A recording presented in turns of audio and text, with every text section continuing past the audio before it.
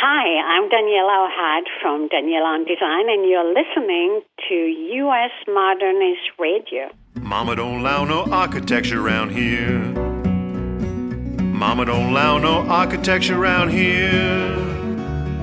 Oh, I don't care what Mama don't allow, gonna draw mine modern anyhow. Mama don't allow no architecture around here. Welcome to U.S. Modernist Radio, where we talk and laugh with people who enjoy, own, create, dream about, preserve, love, and hate modernist architecture, the most exciting and controversial buildings in the world. Today, we're talking about Phoenix, Arizona, home of Frank Lloyd Wright's Taliesin West, Paolo Soleri's Arcosanti, and the world's worst-named golf tournament, the Waste Management Open. Joining us is Phoenix architect John Anderson of 180 Degrees and legendary founder of modernphoenix.net, historian and preservationist Alison King. And now your host, not nearly as legendary, George Smart. Thanks, Tom. Despite the name, that Waste Management Open brings in more spectators than any other golf tournament in the PGA. Up to 719,000 fans in 2018 over a couple of days. I mean, what's next? The Garbage 500? The World Trash Series? Yeah. I'm not sure where you put all those people on a golf course, let alone keep them quiet when it's time for the pros to putt. I mean, somebody in a group that large has got to sneeze or answer their cell phone, right? But I digress. Today we'll get into a well-known architect in Phoenix, Al Beadle.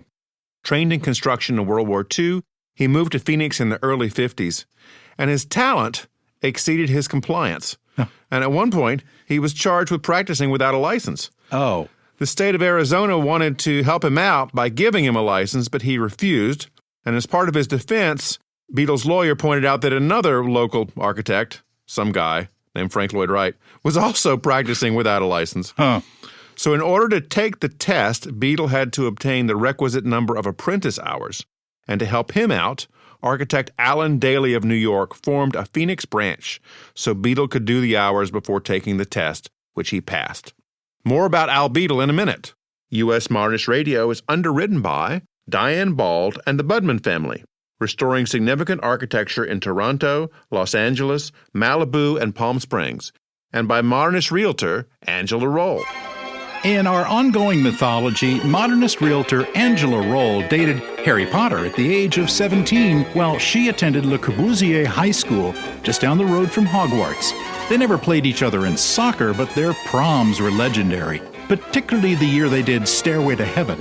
Although ridiculed by architecture students for dating a magician, she learned how to conjure up the slightly tipsy ghost of Mies van der Rohe and aced all the exams. She even became class valedictorian. Now she's one of the few real estate agents with formal architecture training, giving practical advice to buyers and sellers, plus she knows what wizards like to eat. Angela Roll is your magic spell for modernism. Reach her at angelaroll.com. That's ROEHL, or call 919-995-0550. Thank you, Tom. Phoenix native John Anderson studied architecture at Arizona State. Go Sun Devils! And is a partner and principal at 180 Degrees Design and Build. John has received 4 presidential commendations for his involvement with the AIA. We'll find out which ones were involved. Was it Reagan, Bush 41, Clinton, Bush 43, Obama, Trump, or Biden? Welcome, John. Hi, thank you.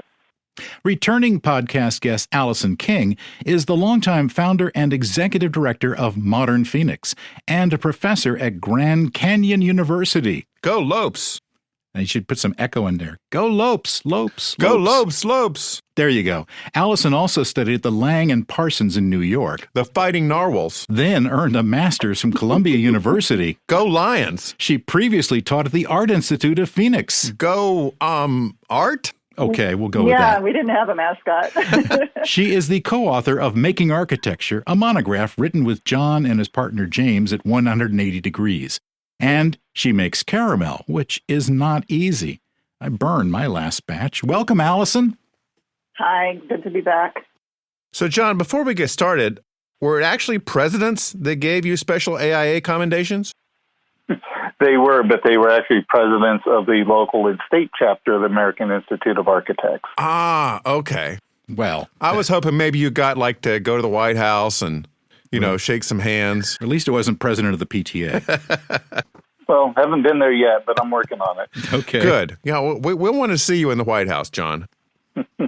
Allison, tell us what's been going on more recently with the David Wright House in Phoenix, one that you've been actively involved over the years in saving and now has a new owner. Big news, yeah. Just a few days ago, it was finally listed on the National Register of Historic Places. And we're quite excited to see that development and that honor for this masterpiece here in the middle of Phoenix. It was a long time in coming. It was pretty clear to everybody that it qualified for sure. It just had to jump through a lot of hoops and iterations of the final, use of the land and the boundaries of the overlay. We're just thrilled. We're thrilled with the outcome and the new owner's stewardship of taking that vulnerable property and starting the process of getting it the protection that it deserves. Now, this was one of the houses that Wright did for his grandson, David Wright. And have the new owners started renovations to the property yet? I haven't been in touch with them lately, and so we'll have to do a follow-up with them and see what changes have been made since you last spoke to them a few months ago. So, Allison, let's switch from Wright to Al Beadle, about whom I know you know a lot. What was Al all about? Well, Al Beadle was widely regarded as one of Arizona's mavericks of design, just in his attitude and his approach and his love for total design of environments. And as you mentioned in the introduction, for many years practiced on his own, designing and sometimes even building his own residences. But these residences were so appealing to clients that the homes were pretty much purchased out from under him as he built them.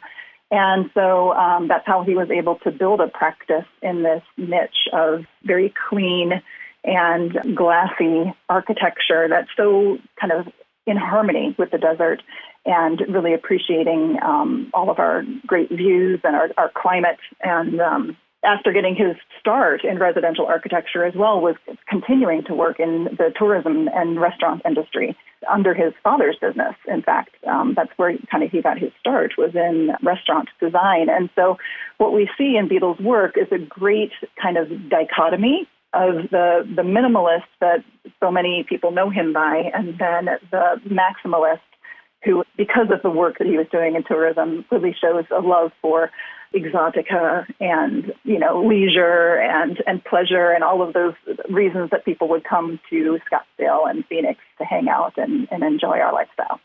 Now, John, you've been involved more recently in renovating one of Beadle's houses. Is it the Calachis residence? Is that how you say it? That's correct. We actually renovated that and we added on to it. And we've also worked on a number of other residences, a couple multifamilies, the boardwalk. We did a little repair work out there for them. So we've worked on quite a few of his projects. So what did you encounter when you got to the Calachis house for the first time? It's a pretty interesting project. Like most of his, it's on a rectilinear basis. You've got these clear beams and columns and just wonderful sort of forms and spaces and views. And this house had these interesting design details out as the beams kind of fly past the house. And you've got these interesting patterns that were born into the beam. And then he followed that pattern throughout, using that for screens and brisolays, trying to block the sun and shade the sun from hitting windows. So you have gates and you have all these other elements that tie back into this one design feature. And approximately, Allison, how many houses did he do in the area? I can check that for you on my spreadsheet here. I'm looking at it right now. We have 81 in the catalog, and this is a catalog that we put together with his surviving partners that he practiced with and employees, and then also with the assistance of his wife, Nancy. And so I've got 81 private homes, and we know the location of about, I would say, 70% of them. And then the rest have either disappeared in the sands of time or we know have been demolished. For example, in the Colachis house in that neighborhood, there used to be about 6 Beadle homes on that little hill there on the south side of Camelback Mountain, and now only 3 remain that we know of. So some have been, either leveled or built beyond recognition that we can't even call it a Beadle anymore. So, despite the fact that today so many people value Beadle architecture, in many instances it was short-lived and, was redeveloped into something else because of the prime real estate. And how long did it take for him to get up to 81 houses? Is that just in the Phoenix area? Mostly in the Phoenix area, yeah. But part of the pleasure of putting this database together is being able to travel to go see his work out of state. And so I was able to go to California and see a home that he did there. And here in Arizona, I've tried to see them all, as many that will open their doors to me. And then I hopefully will get to Minnesota and see the earliest works that he did, which were the 2 first homes he did for his family. Oh, I guess that's not exactly all Southwestern architecture there, than if he was building in Minnesota. Yeah, that's where he got his start, and the homes were quite traditional at that point in his life, but I see the fingerprints there, and I would love to go someday. Now, John, for people who have Beadle homes or are thinking about buying them, what are some of the pluses and minuses going in objectively as an architect as you look at these houses? Where do they need work, and where are they just fine typically? A lot of times, and this is kind of indicative here in the Valley, that a lot of times you're looking at water leaks and water infiltration. People think that in the Phoenix area we don't get a lot of rain, but when we do, we get rain, and it causes a lot of problems. So there's always, these details that came together where they didn't use really good waterproofing techniques. So we end up dealing with the replacement, repair work for the water type issues. When you get into other renovation things, the bonuses are you get a great piece of architecture that's from the 50s and 60s that just has these beautiful details you don't see today. You don't find molding, as in trim pieces and all these other fluff things that you see on a lot of houses. This is straight architecture. It's, drywall coming up to a reveal before you hit some other material. It's elegant, it's clean, and it's just wonderfully done. That must be just a real pleasure to go in and work on a project like this. Yeah, you see these clear organizational elements in the architecture. It's like it makes sense, and things, have a purpose, and you understand what's there. And because there's not a lot of extra stuff, everything that you see is important, right? So, if it's there, there's a reason for it. It wasn't just because we needed to cover up some type of transition detail or some other thing. There was a level of thought, a level of craft that had to go into it to make it look that good. And that's the refreshing thing to see. Now, how do you find builders that can work in this kind of environment? Because I know a lot of people say they can, but they can't. You start a design-build company so you can do it yourself. That's one way to do it. And then you spend 20 years trying to find the right people, the right subcontractors that understand it, that know how to do it. There's a lot of people doing construction work in the Valley of the Sun, but not all of them are qualified to work on these types of projects. And there's a handful of really great craftsmen and artists out there that we like to work with that are just really suited for doing this type of work. Alison, you are really one of my heroes in all the incredible work that you've done with Modern Phoenix and the Modern Phoenix Tour. Tell our listeners, how did you start Modern Phoenix? Well, back in about 2002, my husband and I had recently purchased a home, and it was in North Phoenix. And while it was quite lovely for our needs at that time, our hearts and minds were really set on something a little bit different than what we ended up settling on. So we drove around Phoenix and started to discover what the pockets of neighborhoods were and to see how it had changed since we left in the 1980s. And so we would just drive up and down the streets and find all the little nooks and crannies. And in fact, it's funny, it's how I became aware of 180 Degrees Design Build work was just by crawling the hills in Sunny Slope and seeing their sign out in front of a project that they were constructing. It was just a real process of discovery to kind of find where all the great little pockets were. And so as part of that process, I started to photograph the work and to map it out. And, remember, this was 2003. Our cameras weren't so hot back then. Shooting out the window with a 640 by 480 camera is not especially high quality. But at the time, in the age before MySpace and the age before Facebook and all these other platforms that, we take for granted today, this was the way it was done. So I would just publish websites and pages about photography of things that I liked. And as part of that, total strangers started writing me off the internet and being like, hey, you should come drive down my street and photograph it, or you need to know about this neighborhood. So it really became crowdsourced. And this information was previously kind of the domain of realtors. It was their job to know where this stuff was, and a few historians who were teaching the architects next generation. But for me, as a kind of an armchair historian and just enthusiast, it was a real discovery process to figure out what endured the test of time, what condition are things in, what do people value, how has the real estate prices been, reflected in the way that they value it. And then the stories just started to tell themselves. The more that we conversed with people and knocked on doors and got to know the homeowners, it just became a real journey of trust building and storytelling. And that's what we ended up doing. And at what point did you create the website? Immediately. In 2003, we threw up a page on some sort of photo hosting service. And the minute we saw it all on, in a gallery, we're like, oh, I can code this. I can make it a website. So 2003, I started just hand coding everything and putting up these little neighborhood pages. And it just grew from there. And now we're up to about 960 some pages of content. I hope you're not still hand coding. I am. I know. Are you? We can laugh. Oh, wow. Yeah, we can I laugh am about too, that. Tom. That's a sign. That's a badge of honor for preservationists. Artisanally, coded. right? Those are the word I was going each for. page has been personally touched by the auteur. That's right.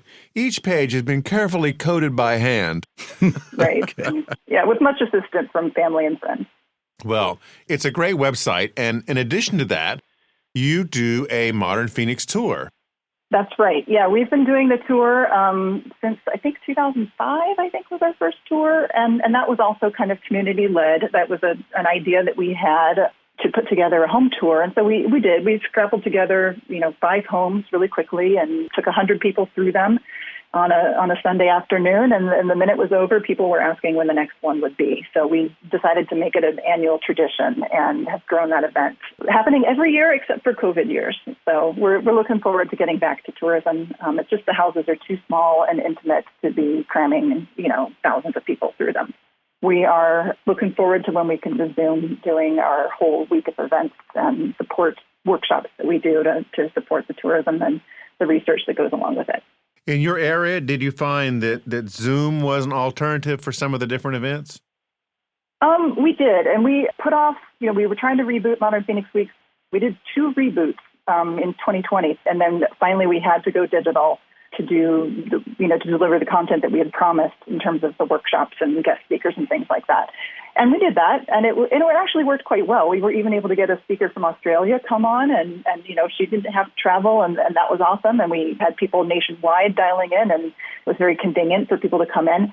But I have to say, being an educator at the time, working with Zoom full time and adding more Zoom on top of that and everything, it wasn't the way that I wanted to run the event. So I'm looking forward to ways that we can do face-to-face again and more hands-on activities and absolutely more tourism, because a virtual tour, as you guys know, does not convey the same spirit and the essence that we're trying to convey when we walk through these spaces, especially Beadle architecture, which is so minimalist and so understated. When you look at it on the plans and when you look at it in photography, the serenity of those spaces simply doesn't convey until you were standing inside a Beadle box, inside looking out and experiencing that building hugging you back in space and seeing the views that are framed and experiencing the light creeping across the patio like it does at Beadle House number 7, White Gate.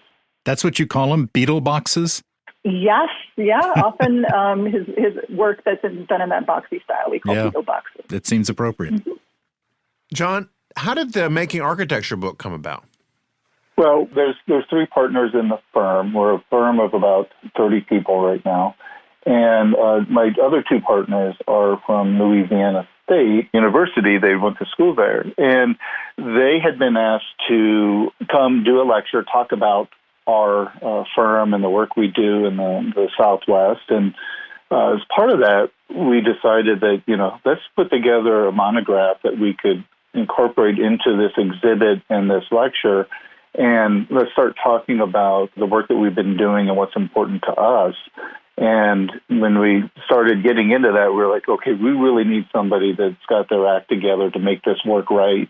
And we immediately thought of Alison, and we were very thrilled that she was able to help take this on and make something that was really special to document the first almost 20 years of our practice. And what can people find in the book? We talk about a variety of projects. There's a project I designed in Hawaii, one in Colorado, equestrian facilities, modern architecture, just a wide variety of different types of projects. And most of them are about the Southwest here where we're based, but some of them do branch out to different locations. Now, Alison, what are some of Beadle's commercial buildings in Phoenix? Well, he designed quite a few office buildings, which are beloved. There's a medical center, the Fifth Avenue Medical Center building, which is just a sugar cube of a building on stilts with these beautiful slot windows that look like the ribs of a saguaro, which is, I think, just a head turner in its minimalism.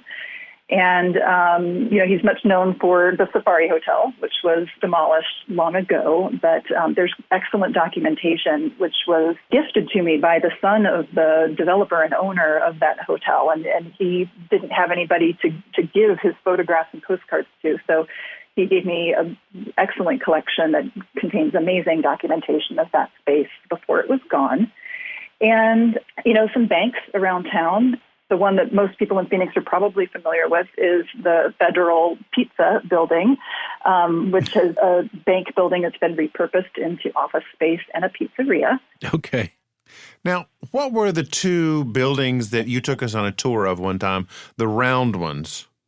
That must have been the rotundas at the Phoenix Financial Center by W.A. Sarmiento, which honestly is literally my favorite building in Phoenix. Those are amazing buildings. You did such a great job when we took our U.S. Modernist group out to Phoenix a couple of years ago, and I remember those buildings just being fascinating. Mm-hmm. And they are total works of art with the stained glass and that surfboard staircase and the second-story mezzanine. Just remarkable. And I think since the last time you visited, the other rotunda has been refurbished by Upward Projects, so they've done a great job of bringing new life into that space. Now, John, I understand you've recently been selected to serve on the Frank Lloyd Wright Foundation Board of Trustees. What does that involve? That's correct. And it's a great honor to be doing that work. And, growing up here in Arizona as a native and being exposed to all these wonderful Wright projects that we have here in the Valley, it's something special for me to be on the board. I'm one of two architects on the board. So it's pretty nice to be offering the board advice on architectural components and issues.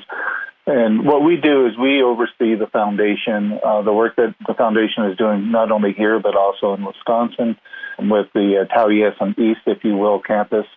We help advise the foundation and sort of where they head with things, new ventures that they're taking on, and a wide variety of other items. Now, do you all oversee the school that recently moved from Taliesin out to Arcosanti? No, the school's now a completely separate entity from the foundation and from Taliesin West, and that's now at Soleri compound there in Paradise Valley or Scottsdale. It's on the edge there. So they're completely separate from the foundation, but the foundation has been working to incorporate a series of educational components that can be offered to the public, which I think is going to be really interesting because you can have this outreach to a wider segment of the population, and quote-unquote normal people get to experience and learn about architecture instead of just training, a handful of architects every year. You have the opportunity now to help educate a lot of different people, a lot of different walks of life. And I think that's how you can best spread, the word about how transformative the architecture of Frank Lloyd Wright was. Well, that's true. We mere mortals, we can talk a lot. We'll tell everybody. Now, Alison, back to you about Al Beadle. When he was 37, he designed the tallest building in Phoenix. That would be Executive Towers. You're absolutely right. And it's still standing, which we're so grateful for, and was also placed on the National Register of Historic Places, which we're thrilled about, and is in pretty good shape. It's had some changes over the years, particularly in the lobby, but they've made some efforts to bring that back, and is really, at its time, was regarded as the place to live.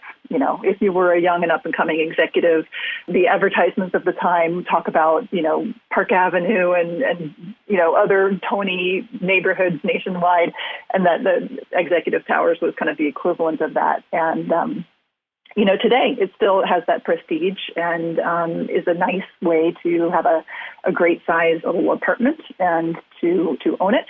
And then to have beautiful views of the city. That's part of what its appeal is it's tremendously great location there in uptown Phoenix in a kind of a walkable neighborhood, and just the little Beadle touches, artistry in the tile work and also in the glass work and mural work that really tie the whole place together.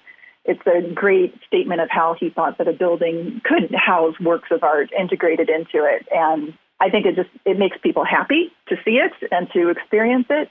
And not only is the building itself sculptural, but Beadle was able to integrate something that I've never seen anywhere else, which is his umbrella parasol that he put out by the swimming pool, which is a cast concrete shell in a kind of a flower shape, which, as far as I know, is one of a kind, and anybody who I bring nationwide to tour the building has never seen anything like it.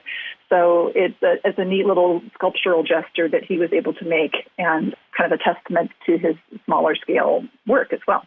I'm still wondering about Al Beadle and how he got busted for working without a license. Mm-hmm. The written documentation that I've been able to find on that has been very scant. So much of it is of legend. But there were a few newspaper articles published about it. Some say that it was the AIA who persecuted him to draw attention to the fact that he did not have his license. So there may have been some loggerheads there. But in the end, Beadle did end up joining AIA eventually. So they were able to resolve their differences, or maybe he was able to understand that was a necessary part of advancing his profession. And it's because he got famous, really. To get it. Okay. Because, it does seem like he was offered the opportunity to be grandfathered in and, not have to go through the rigmarole of getting the license, but he didn't want to do it that way. I think he's a justifiably proud man and wanted to earn it on his own merit and saw that it's what needed to get done. And so I think it was a very practical move of his to make that gesture and get his licensure, and then to just carry on and to, dust himself off and jump through the hoops that needed to be done. And it certainly didn't stop him from doing some of his most creative work. In fact, that's part of the mystery of a lot of his work from those middle years is they're often credited in publications as Alan Daly's work because it was the architect of record. Oh. And so that's been part of the mystery to unravel is who did what and, did Al Beadle actually design it and Daly just signed off on it? And those are the stories that we're excited to uncover.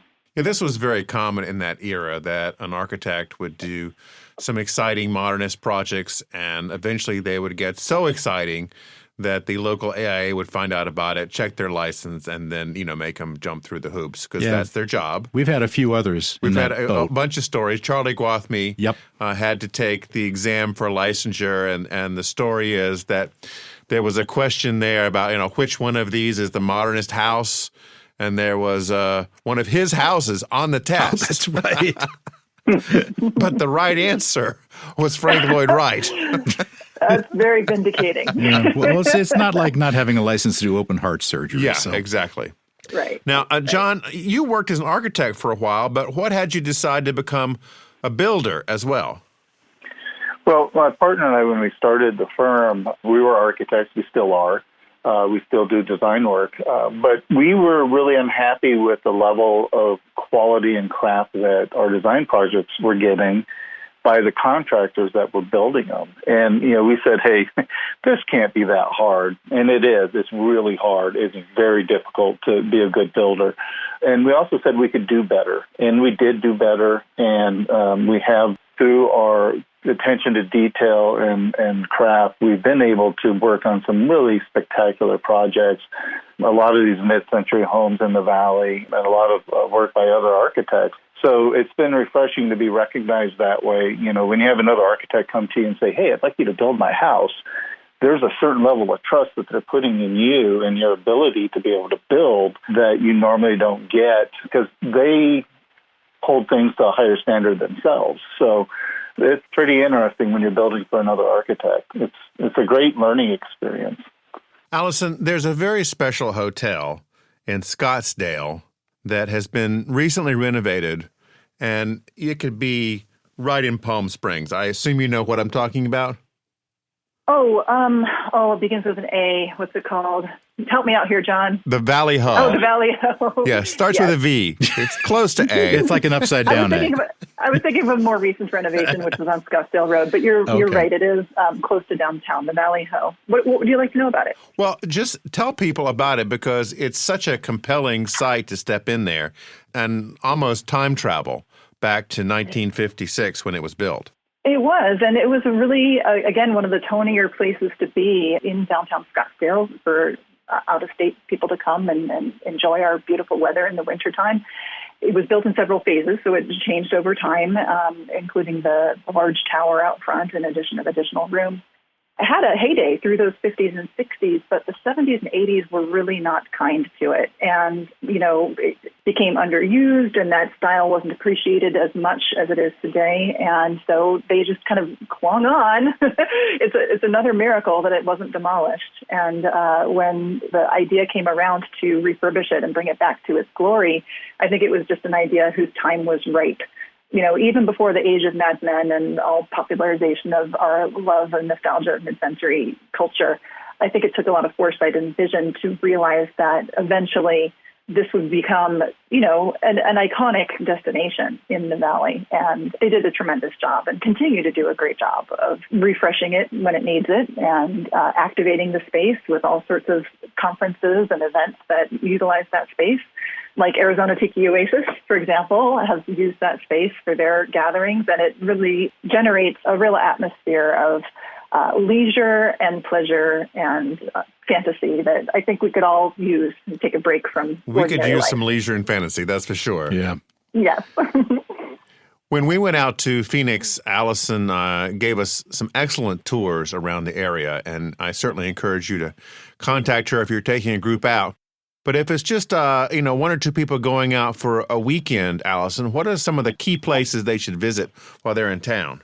Well, the first thing listeners should know is that I do have a map of all these modern places. So if you go to modernphoenix.net and just click on the map, there's probably modernism near you. You could do a Scottsdale tour or you could do a downtown Phoenix tour just by bopping around on the map. But I think some of the easier buildings to get access to are actually our mid-century churches, especially if you want to get inside. The churches are really quite welcoming to having visitors come. They'll love to have you on any given Sunday to come in and take a look and see the beautiful stained glass. And, you could go inside a Frank Lloyd Wright church, or you can go inside Rossman's St. Maria Goretti, which is my church when I was growing up. Those are wonderful places you can go and explore on your own and not really need, permission per se to go in. Just go in and take a look. And then in Midtown, Executive Towers is a great place to start.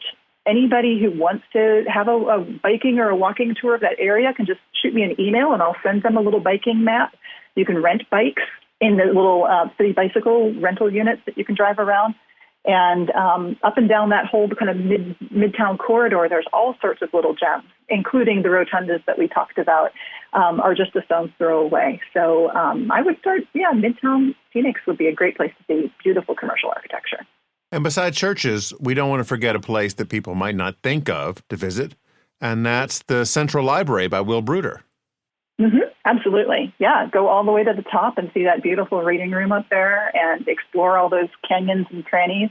Even go into the bathrooms. I think they're really cool. There's just lots of cool spaces. And a beautiful Soleri bell installation, too. If you would like to see some of the work up close, that would be a good place to see it.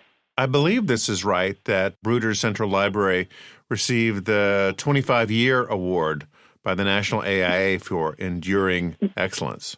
You're absolutely right, yes. Well, thank you so much for joining us. This has been fun to talk about Phoenix and Al Beadle and all this stuff. Thank you so much for talking with us.